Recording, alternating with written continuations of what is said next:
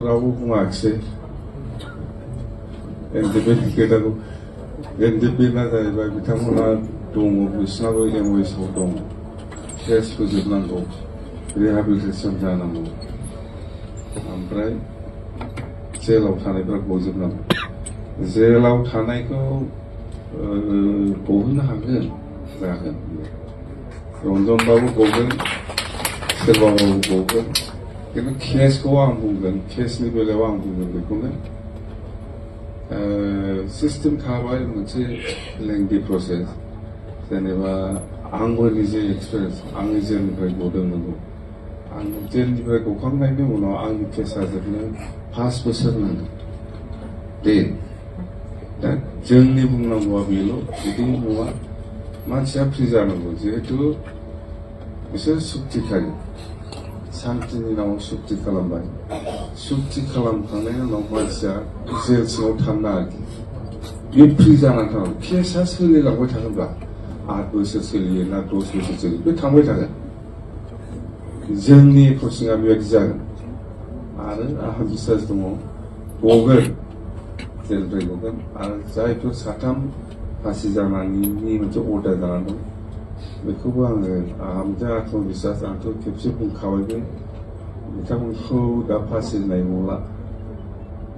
3 फासि जानायनि माबा दंमोन आङो स्कप मोननायावनो आं बुंदों बेखौ एकदम बोखाराबा जाहाथे खिन्थु बन्द'बो जागोन होनना बुंदों सिमखौ मिथिबाय बे फासि होननाय जिनिसखौ नोङो मा खायदा खालामनानै बोखार जायसे जागोन दा बन्द'बो जागोन होनना बुंग्रा डाइरेक्ट बेखौ दा खालाम बेयो जेराव दोनदोंथ' बे केसा सोलिलांबाय थागोन खिन्थु फासि होननाय शब्दखौ बोखार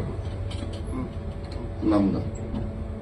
बे जायखिया जाबाय आरोखि दा जासिगोन आंहा बिराद मोजां बिश्वास दं आरो जाया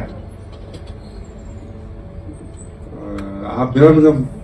माबा दं आरोखि माने गोसोआव फोथायनाय दं आं हागोन बादि मोनदां दाथ' इलेक्सननि बिराद मोनसे बिजि इलेक्सन थांगोन गासिबो एप्रोचिंआ जालांजोबगोन आंहा साहस दङ बुंनायनिबो साहस दं मावनायनिबो साहस दं आरो बिराद बिश्वासा थल' बख'जोबगोन आं नायबाय था रन्जन दैमारिया मानो गवा जागोन फाग्ला सुखिया खालामना जेल जाजायो नोंलाय मानि मा सुक्ति जाखो बेखौलाय जों डाइरेक्ट बुंनो हायोना जों डाइरेक्ट बुंनो हायो बबेहाय नुफेरा फागोन बबे दुनियाव नुफेरा डाइरेक्ट बुंथारनांगोनब्रा सुक्ति खालामबायथ' मानसिया हा सानसेनि थाखाय सुक्ति खालामबाय केसाथ' नंगौ थागोन बे सिस्टेमाव जोबलांनांगौ 8 बोसोरानो लाथों 10 बोसोरानो लाथों जेनेबा आंबो निजे बुंबाय आङो जेलनिफ्राय गदोंबाबो सुक्ति खालामदोंबाबो आंनि केसा 5 बोसोरसिमावसो जोबहैगोन दा बिसिनाव बिदि जागोन मानसियानो जेलाव थाबाय थायो बिदि जानांगौ बेफोरखौ गोरा जानानैल' था आं मावगोन आं बिश्वास दं आं हागोन बादि मोनदों दे दा बे जाहैबाय रिहाबिलिटेसननि बेलायाव आं रायज्लायनांगौ खिन्थु दाथ' जेनेबा बुंनो हाया जेनेबा बोरैबा जाफ्लांबाय 2, 3 बेबायदि ग्रुप जाफ्लांबाय ग्रुप जादोंब्लाबो जेनेबा मोनसे जेनेबा धिरेनदा मोनाबो मोनसे ग्रुप जानांगौ नोंथांमोना नोंथांमोननि केडारनि माबाखौ दायथ' लानानै जोंनो दे बे क'क्राझार आलदा माबा चिराङा आलदा बेबायदि दाफै जेनेबा रन्जन दैमारि बिथांनि ग्रुप जेनेबा मार्टियास लेसखौ उमुगा आलदा बै नंगौना नङा कनफिउस जायोना बे जिनिसा जेनेबा आङो मोनसे ग्रुप जाबाय आंनि ग्रुपखौ आंनि ग्रुपनि बेसेबां केडारफोर दं आङो दायथ' लानो हानांगौ आङो खुनु बेले बेजे जानो हायो मानसिफोरनि लिस्टआ माने एखम्बा ओरै जायो दावफैयो एखम्बा पास होयो बिदि जानो नाङा आंनि ग्रुप जाबाय जेनेबा आङो आंनि ग्रुपखौ समस्त जिनिसखौ आं दायथ' लानो हानांगौ जेनेबा जेनेबा रन्जन बिथांनि ग्रुप दं बे ग्रुपना समस्त केडारफोरनि माबाखौ दायथ' ला लिस्टआ मोजाङै मार्चार्स लिस्टआ जेनेबा सावरायग्रा ग्रुप नोंबो मोनसे ग्रुप जाबाय दायथ' लादोंबा नोंनि ग्रुपखौ मानो बै लवार लेभेलनि सोद्रोमाफ्राबो मेम'रेन्डाम फैयो गोजौनिफ्रायबो होयो बबेखौ लानानै खामानि मावनो जाथाङो मार्चार्स लिस्टआ थिग खालाम जेनेबा आङो आंनि ग्रुपनि हिसाबै आङो मिथिगौ उमुक मार्चार्स बेखौ थिग खालामो जेनेबा रन्जन ग्रुप बियो मिथिगौ रन्जन ग्रुपआ जोंनि ग्रुपआव सोर सोर केडारफोर मार्चार्स जानांगौ आंथ' बयनिखौ लगायखाया बेबो आंनिखौ लगायखाया बिदिसो जानांदों दा नङा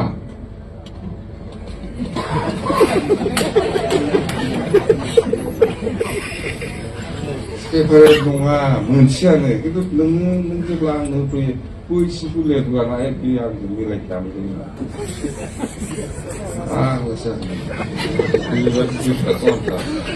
दे आं बुंबाय अननानै मार्चार्सआ मार्चार्स दोनखोमालायनो नाङा सोरनिखौबा होयो सोरनिखौबा होआ बेबायदि दाजा जोंबो जेनेबा दा गभर्नमेन्टआव दं हिसाबै जों मोनसे सुक्ति जादों हिसाबै मोनसे दायित्व दं जोङो बुंखानांगोन जोङो बुंनांगोन बा एप्र'चआ जोंहा खालामखाथारनांगोन नङा होमबा एप्र'चआ जोंहा खालामखाथारनांगोन मावनो हायो हाया बेसेबां हायो बेसेबां हाया बे आलादा खोथा खिन्थु आङो आसा खालामदों मावनायाथ' जों मावखागोन बेसेबांसिम हायो ओंखायनो ज' जाफिनदोंब्रा माबादो लिस्टखौ दोनखोमालायनो नाङा आरो माबा बिपिएफआव ओंखारबा माबा रिहाबिलिटेसन मोनान होमबानो बे एन्टिमेन्ट नंला जायो बिदिबो जायोना नोंसिना बिपिएफआव ओंखारग्रा एन्टिमेन्टफोरनो माबाखौ होआखै नामानो जाखाखिलायनो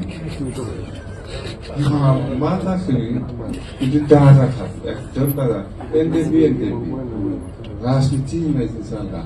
आङो बिजेपिखौ मोजां मोनदों आं बिजेपि खालामदों आं कंग्रेसखौ मोजां मोनदों आं कंग्रेस खालामदों जाहाथे मेलाव जों खौसेथि बेसो बे बिपिएफ बे बिजेपि खालामदोंना बिसोरखौनो होफैलायना बिदि जाना जादों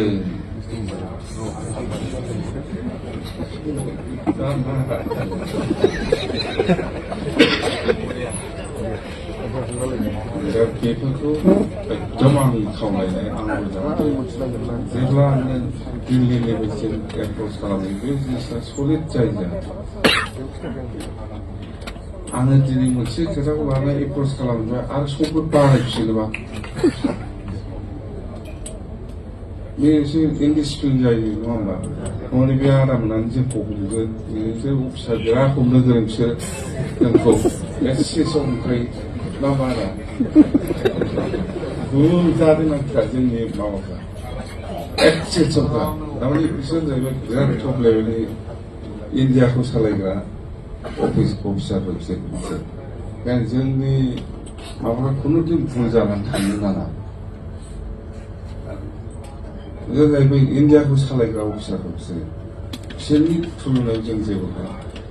जोंनि एप्र'चजों जोंनि माबाफ्रा एकदम सिस्टेमेटिक जाखानांगौ गोरोंना फिदिंजोबनो हायो बिसोरो ओंखायनो आंनि खावलायनाया जों जेब्ला बेफोर खोथाखौ लानानै रायज्लायनाय जागोन जाहाथे बेनो बेनिफ्राय आरो गोदान आपडेट जाफिननाङा रिहाबिलिटेसननि बेलायावबो बेसेबां सहैदों आंथ' जेनेबा बे 5 बोसोरा खबरबो लानाय जायाखै एबारावथ' जिहेतु गभर्नमेन्ट सालायबाय जों लानांसिगोन लागोन दायित्व दङ गभर्नमेन्ट सालायनाय हिसाबै बेखौ आं रायज्लायगोन नोंथांमोनजोंबो आरो नोंथांमोननि जितु एप्र'च बा नोंथांमोननि जितु प्रेजेन्टेसन बेखौनो लानानै आं गभर्नमेन्टआव आसाम बा गभर्नमेन्ट मिडियाखौ एप्र'च खालामो बेखिनि नङा होमबा बे जागोन आरोखि